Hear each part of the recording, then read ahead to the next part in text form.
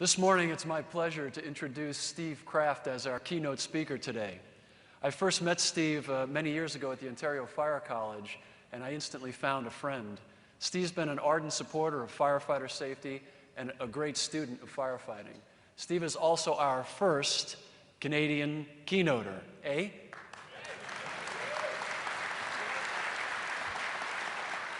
I was hoping there'd be some Molsons backstage, but let me tell you a little bit about my good friend Steve Kraft. Steve is a 24-year veteran of the Richmond Hills Fire and Emergency Services in Ontario, Canada. He has completed a certificate in fire service leadership. He is a graduate of the Protection Technologist course of the Ontario Fire College, and he is completing his diploma in public administration from Western University. He's an associate instructor at Ontario Fire College. He has been published in fire engineering and has taught at FDIC for the last 4 years. Ladies and gentlemen, please help me in welcoming our 2012 FDIC keynote speaker, Steve Kraft.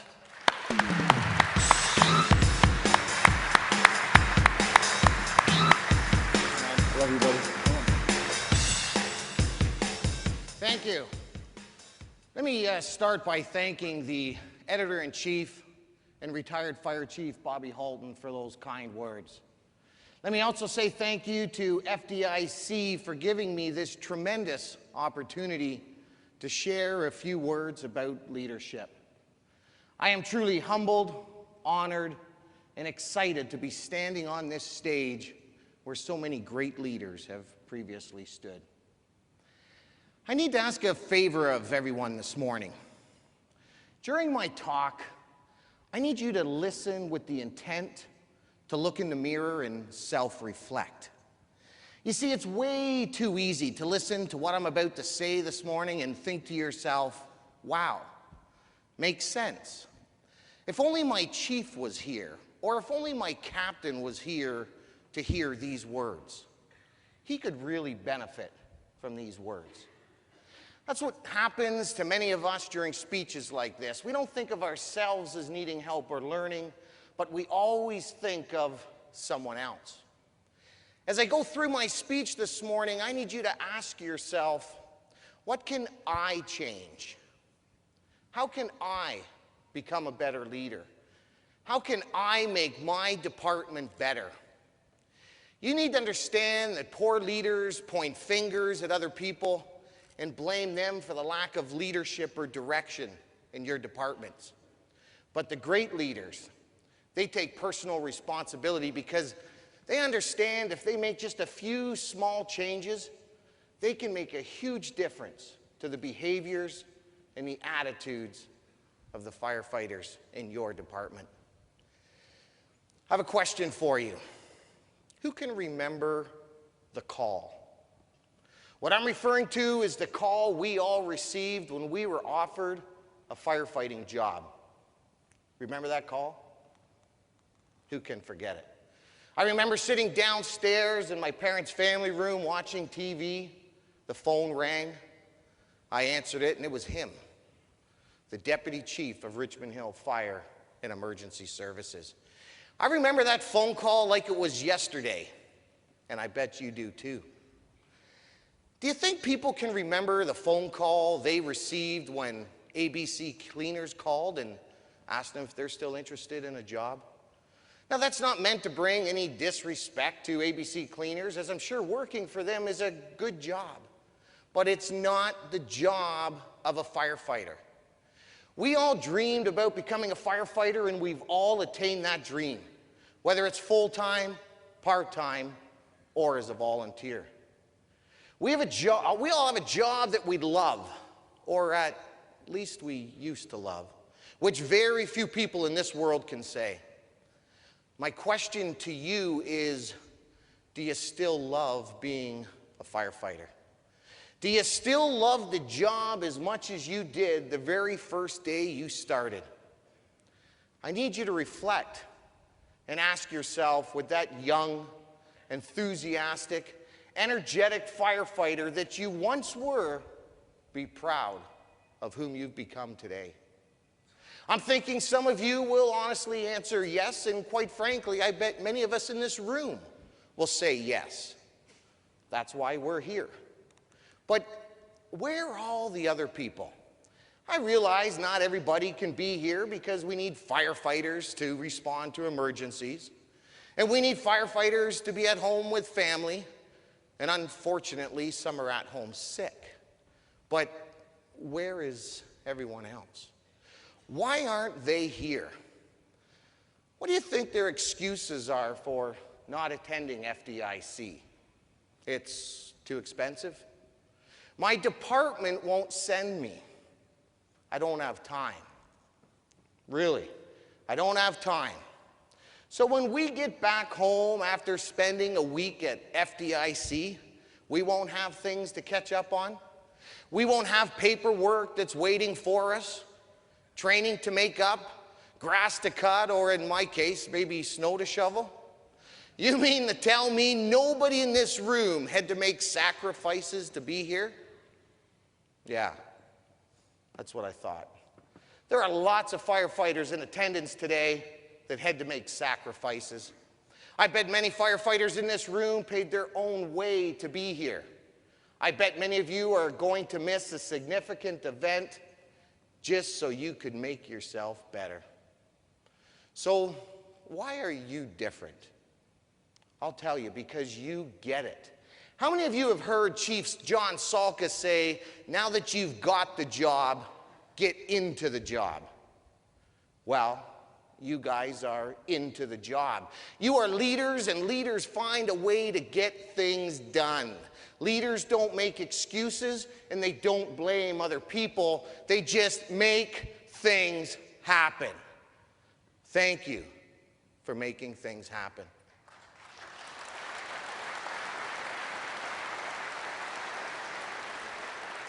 There are leaders making things happen from all over North America attending FDIC this year. I know that because when I walked through the hallways on Monday and Tuesday, I saw t-shirts representing thousands of different fire departments. But you know what? We're all experiencing similar issues. I guarantee I can gather up one firefighter from each department represented here today, and we can all sit in a huge auditorium. And the only thing that will be different, the patches on our shoulders. Sure, some of us may perform different disciplines like technical rope rescue or confined space, but when it comes right down to it, we are all experiencing similar people issues. We all have firefighters that have been on the job for 18 months, but talk like they've been there for 20 years. We all have firefighters that can't talk for more than 30 seconds without trashing the department or an individual firefighter, a brother or sister, I might add. We all have firefighters that have been on the job for 25 years, but they only have 1 year of experience because they really haven't learned anything new since their first day in the recruit class. And we all have firefighters that if they haven't heard a rumor by 9 o'clock in the morning, what do? They start one. That's right. We work for the same department. But the question is, why? Why do some of our firefighters become so negative when we all know this is the best damn job in the world? And we know it's the best job in the world because hardly anybody quits. And many of us work beyond our retirement date. Here's what I think. I think we all have a few officers that don't understand or don't appreciate the influence they have on their people in their department. They don't understand how their lack of positive leadership is hurting their department and the fire service in general. Now, I want to make one thing very, very clear. When I say officers, I'm talking about lieutenants all the way up to the fire chief. All of these officers have influence over firefighters. So, once again, ask yourself, as a leader, are you hurting or helping your people? Are you motivating or demotivating your people? Are you inspiring or encouraging your people? When a firefighter sees your screensaver, Do they see the pension countdown clock that shows you only have 8 months, 22 days, and 34 seconds until you retire? Yeah, very motivating. You guys have seen that, obviously. So why do I believe the lack of leadership by some of our officers is to blame for the negative attitudes of the fire service today? Here's why. I have never seen a new recruit go through the academy with a poor attitude. All the recruits act just like we did when we reported for our first day of training. They are energetic, excited to be at work, and very polite. They don't talk negatively about the department or any individual firefighter. They wear their uniform with pride, and they address officers by their proper rank. Now, this refreshing attitude lasts for the entire academy. The academy concludes, and then the recruit firefighter gets assigned to a company. Each company is led by a company officer who becomes what? The recruit's mentor. Yeah, you all know where this is going. Some recruit firefighters flourish, yet others sink faster than the Titanic. Why? Why does this happen? It happens because we all have great officers and we all have poor officers. Unfortunately, when a poor or negative officer mentors a recruit firefighter, it doesn't take long before that young, impressionable firefighter gets sucked into the vortex of that officer's negative and destructive attitude. Needless to say, we don't need to spend any time on the great officers. Keep doing what you're doing, and the entire fire service thanks you. But we do need to help the officers that are hurting the fire service. I don't know about you, but I will not let negative officers that don't care about this great profession, and officers that continually badmouth and gossip about our departments and our people destroy the absolute best profession in the world.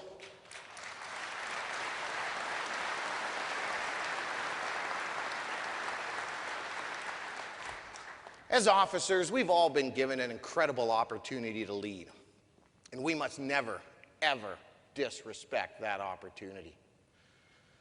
So, how do you become a great officer?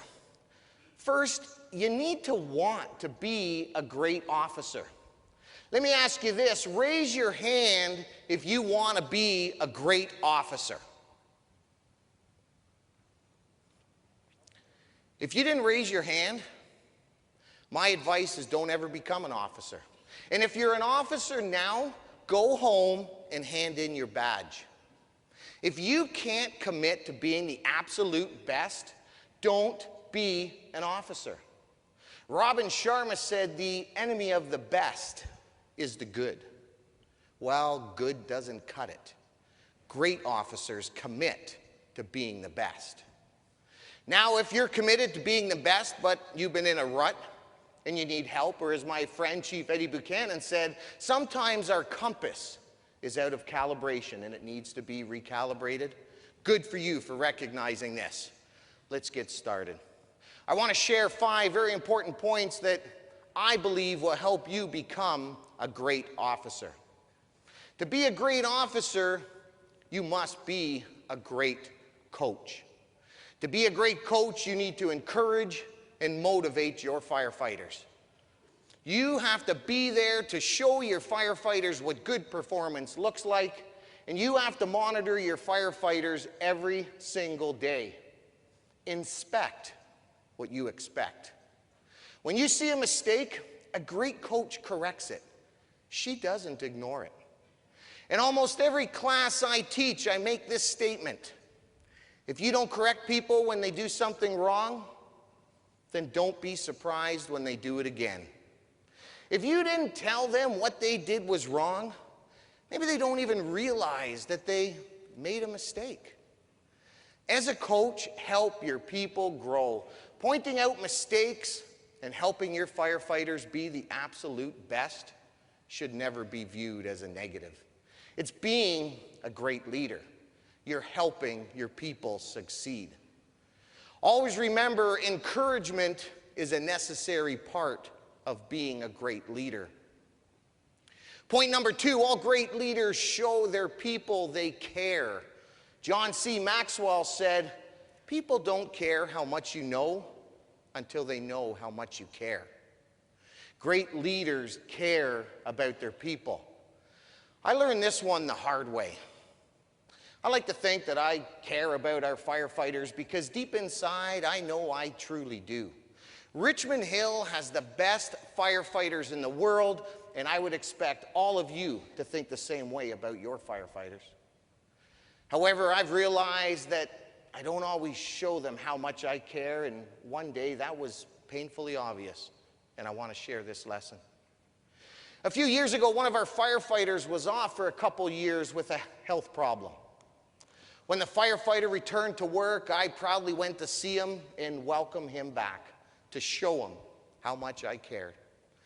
I was feeling great about what I was about to do, thinking the firefighter would really appreciate me coming to see him. Boy, was I wrong. After a little bit of small talk, I shook the firefighter's hand and I welcomed him back. I told him how much we appreciated him and how much we missed him, and he made a profound statement that I will never, ever forget. He said, "Deputy," I was deputy chief at the time, he said, "I have to tell you, I'm really disappointed." He said, "We worked together for many years when you were my captain, and I always respected you. During my 2 years off, I wondered why you never called me at home to see how I was doing." He looked at me straight in the eyes. He said, "Deputy, why didn't you call me?" Wow, I didn't see that one coming. I didn't know what to say other than, "I'm sorry." You see, I was caught up in my own little world, and shame on me. This was a lesson I'll never forget about caring for your people. I'm here to remind me and you that great leaders care for their people. And caring for your people goes beyond seeing them at work. Take a personal interest in their life and definitely be there when they need you most. Point number 3, great leaders learn from their mistakes. Never be ashamed to make a mistake. As a matter of fact, I believe we should be making mistakes every single day, because that means we're trying new things. We're making things happen. It's been said, if you've never failed, you've never lived. Of course, I'm not suggesting we should be making the same mistakes over and over, but if you're trying new things, you're trying to grow as a leader, and you're engaged in your fire department, you're going to make mistakes.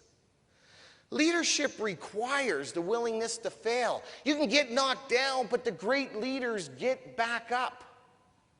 Michael Jordan got back up. Did you know he was cut from his high school basketball team? Walt Disney got back up too after he was fired from a newspaper because he lacked imagination and had no original ideas. Imagine what would have happened if these two individuals never got back up. I'm sure you've gotten back up too after being knocked down. Think about how many times you got knocked down when you first learned how to ride a bicycle. Most of us didn't get it the first time. We made mistakes, and we definitely fell down. It hurt, but we got back up and we tried again. Eventually, we learned how to ride that bike. We didn't accept defeat, and we certainly didn't blame someone else for our failures or our mistakes. We took responsibility and we moved on. That's what being a great leader is all about. It's about making mistakes, taking responsibility for them, and then getting back up and trying again. John Burroughs said a man can fail many times, but he isn't a failure until he begins to blame someone else. Point number 4, great leaders lead by example. You didn't come to FDIC 2012 to listen to somebody talk about lead by example. If you didn't know that great leaders lead by example, you probably shouldn't be an officer. But what does lead by example really mean? My view is everyone leads, but that's one of the problems we're confronted with in our departments today. It's great when you have officers that are demonstrating strong leadership, talking about the good things that are going on in your department, teaching young firefighters how to be great firefighters, following policies and procedures, attending training sessions, and doing all the right things. But what about the officers that are negative? What about the officers that go out of their way to consciously destroy your fire department? You know they're out there. Let me ask this. Are they leading by example? Yeah, sure they are, because everyone leads. Strong leaders lead in a positive way, but it's been my experience that negative leaders can be louder and even more forceful. This is what we need to stop today. We cannot let the negative leaders destroy the fire service. We need to stand up and tell them to stop. We cannot let these negative people destroy this great profession that took hundreds of years to create. We have an obligation as leaders. We have an obligation to respect the past.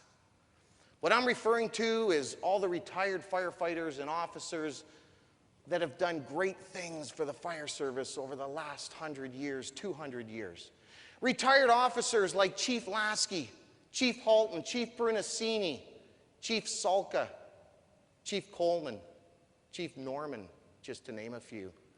We have an obligation to honor the past, and we can do that by ensuring the fire service continues to be the greatest profession in the world. And the only way that's going to happen is if the current and future leaders understand their roles and responsibilities. They need to understand that they have significant influence over everyone they talk to. And because of this, great leaders know how to inspire, motivate, and encourage their people. They get it. They're into the job. Finally, point number 5, great leaders have the right attitude. If you want to be a great leader, you must have a positive attitude. I'm telling you now, nobody wants to be associated with someone that always sees the negative side of things. Great leaders see the jar half full, not half empty. Great leaders have the right attitude, and they use their attitude to influence their people to get things done. They don't complain about the chief, C shift, or the newest procedure unless they're prepared to talk to the right people. Great leaders understand that you never complain to people below you. For example, a great captain will never complain about anything to a firefighter because they recognize if they complain to someone that can't help them solve their problem, it's just gossip. And gossip is one of the largest issues that contributes to the communications problems that I know we are all experiencing.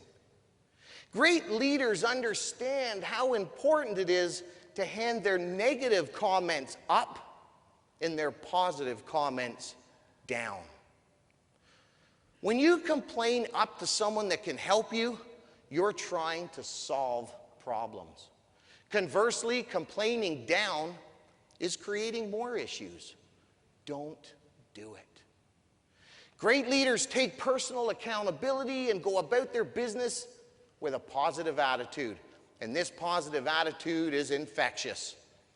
My friend Chief Lasky said, "Show me a positive company, and I'll show you a positive company officer. Conversely, show me a negative company, and I'll show you a negative company officer." How true is that? Remember these words: victims recite problems, leaders present solutions. I encourage you to present solutions. I want to close by saying, I don't have this leadership thing figured out. I've made many mistakes in my career, and I'm going to continue to make more. Hopefully not the same ones, of course. But I can tell you with conviction that I love this job, and I am trying to be the absolute best leader that I can be. I'm working on the things that I need to improve on, and I'm giving myself a small pat on the back when I do things right. When you leave here today, I need you to start working on things. Don't wait for the chief, the assistant chief, your captain, the union president, or anyone else for that matter, to solve the issues that your fire department is currently experiencing, because they can't solve them alone. We fail as a team and we succeed as a team. And because of this, I'm asking everyone in this room today to just try. I'm also asking you to stop the gossip. I'm telling you, it's killing your fire department. If you only take away one thing from my speech this morning, remember this quote from Stephen Covey. Assume that everything you say about another, they can hear. Now speak accordingly. How would that change the gossip in your fire department? We all know this is the best damn job in the world, so if you're not having fun, start. Life is way too short to be miserable. Focus on the positives, and I promise you'll see your department through a different lens. Please stop me in the hallway over the next few days, and let's talk about the great things you're doing or that you're going to do in your department when you get home. Thanks for listening. Have a great conference, but most of all, be a leader. Don't just be a position.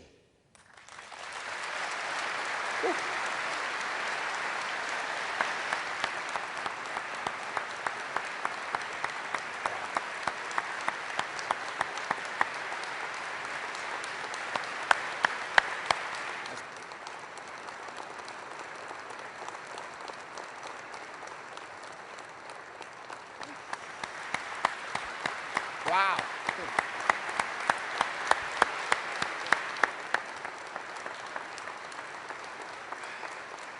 Crazy, man. Crazy. Ladies and gentlemen, the pride of Canada.